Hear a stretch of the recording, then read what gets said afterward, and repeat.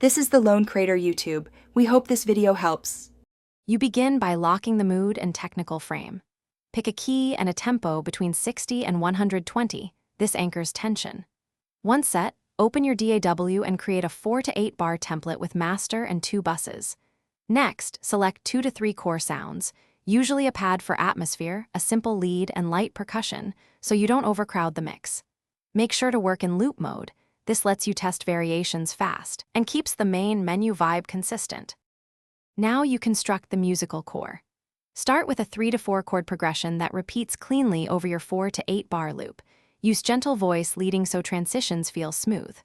Once done, add rhythmic support, low volume hits, filtered hi-hats, or a soft sub-pulse set around -6 dB to preserve headroom.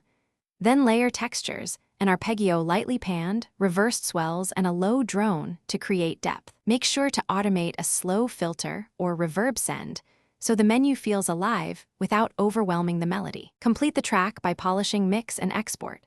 Balance levels so the pad sits under the lead. Apply light compression on buses and a gentle EQ cut around 200 to 300 Hz if things feel muddy. Render 3 loop versions: full, a muted intro variant, and a short loop for quick transitions. Export at 16 to 24-bit.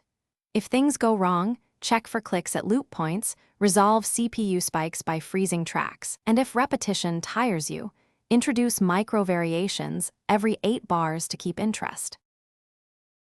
Thanks for watching. Consider subscribing if we helped you.